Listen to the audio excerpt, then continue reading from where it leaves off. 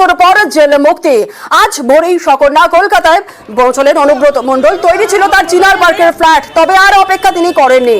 সরাসরি বিমানবন্দর থেকে সড়ক পথে বীরভূমের দিকে রওনা কেষ্টর। অবশ্যই তার নেক্সট স্টপ বোলপুরের নিচুপট্টি।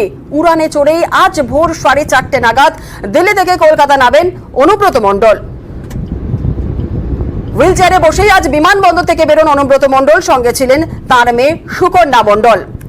আর অনুব্রত মণ্ডলের কনভয় এই মুহূর্তে কোথায় গিয়ে পৌঁছেছে, কারণ তার তো নেক্সট স্টপ বীরভূমের নিচুপট্টি। কত দূর আর কতটা সময় লাগবে একটু জেনে নেওয়ার চেষ্টা করব। আমাদের প্রতিনিধি পারাদীপ রয়েছে এবং অবশ্যই বীরভূমের নিচুপট্টি থেকে রয়েছে আমাদের অপর প্রতিনিধি ইন্দ্রজিৎ রোজ। প্রথমে একটু পারাদীপের কাছে জানতে চাইবো যে পারাদীপ, এই মুহূর্তে অনুব্রত মণ্ডলের কনভয়টি কোথায় গিয়ে পৌঁছেছে?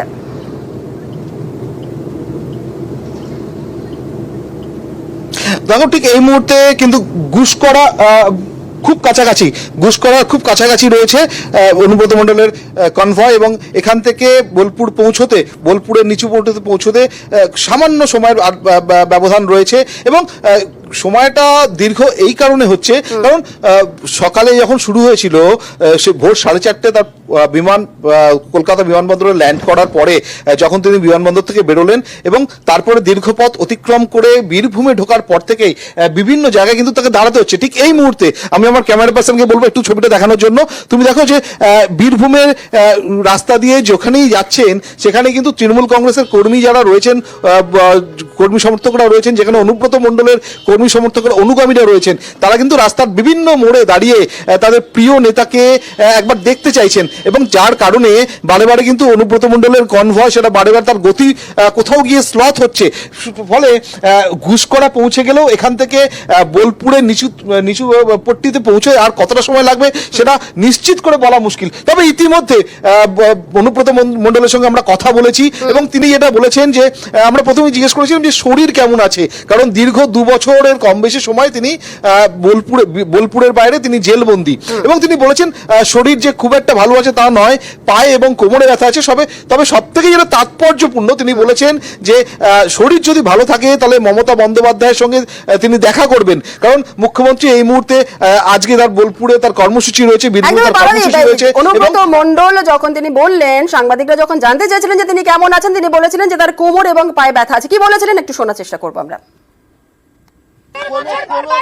কেমন লাগছে? পায়ের বেদনা, কোমরে বেদনা। ববিদা বলছেন বীরভূমের বাঘ ফিরছেন। দেখুন, আমি কোনো বিতর্কে যেতে রাজি নয়। আমি কোর্টকে সম্মান করি, কোর্টের আইন আমি মেনেছি। দিদির সঙ্গে দেখা হবে মমতা বন্দ্যোপাধ্যায়?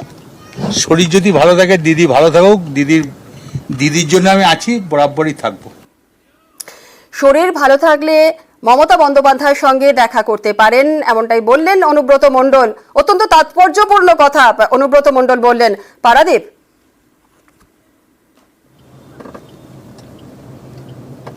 একদম যে কথাটা তোমায় বলছিলাম, প্রথমে তিনি বলেছেন যে তিনি 2 বছরের বেশি সময় অনেকদিন পরে তিনি বীরভূমে ফিরছেন, তার ভালো লাগা একটা রয়েছে, খুব স্বাভাবিক। এবং পাশে মেয়ে সুকন্যা মণ্ডল ছিলেন এবং তারপরেই তার কাছে জানতে চাইছিল তার শরীর কেমন আছে। তিনি বলেছেন যে তার পায়ে এবং কোমরে ব্যথা আছে, তবে রাজনীতির প্রতিটি বিষয় যে তার নখদর্পণে রয়েছে, তার নলেজে রয়েছে, সেটা কিন্তু পরিষ্কার। যে তুমি জানো যে আজ বোলপুরে মুখ্যমন্ত্রী মমতা বন্দ্যোপাধ্যায় তার কর্মসূচি রয়েছে, প্রশাসনিক বৈঠক রয়েছে, অর্থাৎ আজকের দিনটা মমতা বন্দ্যোপাধ্যায় তিনি কিন্তু বোলপুরে থাকবেন এবং খুব তাৎপর্যপূর্ণ, খুব ইঙ্গিতপূর্ণ।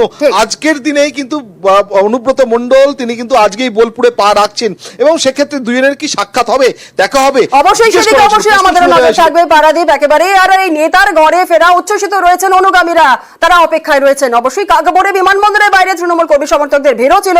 বীরভূম সফরে অনুব্রতর সঙ্গী করিম খান, কৃপাময় ঘোষ রয়েছেন। পোস্টার ফেস্টুনে 6 লাভ বোলপুরের নিচুপট্টি। আর নিচুপট্টি থেকেই সরাসরি আমাদের প্রতিনিধি ইন্দ্রজিৎ রোজ রয়েছে। সরাসরি চলে যাবো ইন্দ্রজিতের কাছে। ইন্দ্রজিৎ, নিচুপট্টিতে, বোলপুরের নিচুপট্টিতে আর কিছুক্ষণের মধ্যেই তো পৌঁছবেন অনুব্রত মণ্ডল। সেখানকার কি ছবি, কর্মী সমর্থকরা কি বলছেন, কি ছবি এই মুহূর্তে? দেখো, একদমই যেটা বলে রাখবো, গুসকরা পৌঁছে গেছে এমনটাই কিন্তু জানালো আমাদের অপর প্রতিনিধি পারাদীপদা যেমনটা জানালো যে গুসকরা থেকে বোলপুর আসতে হয়তো 20 মিনিট সময় লাগে, কিন্তু যেভাবে আমি একটু ছবিটা দেখিয়ে রাখার চেষ্টা করবো, যেভাবে কর্মী সমর্থকরা রাস্তায় দাঁড়িয়ে রয়েছে, তার জন্য কিন্তু 1 ঘন্টারও ওপর সময় লেগে যেতে পারে অনুব্রত মণ্ডলের এখানে আসতে। কারণ যে গোটা রাস্তা শুধুমাত্র অনুব্রত মণ্ডলের যে বাড়ি বিচকুটি যেখানে আমরা দাঁড়িয়ে রয়েছি সেখানে নয় কর্মী সমর্থকদের ভিড়, গোটা রাস্তা জুড়ে ঠিক একইভাবে যেমন প্রত্যেকটা মানুষের হাতে ফুল, কারো হাতে অনুব্রত মণ্ডলের ছবি, এমন ভাবে কিন্তু তারা সঙ্গে এসেছেন। পাশাপাশি অনুব্রত মণ্ডলের যে বাড়ি সেই বাড়ির সামনে কিন্তু পুলিশ মোতায়েন করা রয়েছে, আগে থেকেই যে পুলিশ থাকতো। আমরা অনুব্রত মণ্ডলের শ্যালক তার সঙ্গে কথা বলে নেবো একটু, যে তারা কি ভাবছে। বলছি দাদা, দাদা তো আজকে ফিরে আসছে, কেমন লাগছে আপনাদের? ভালো লাগছে।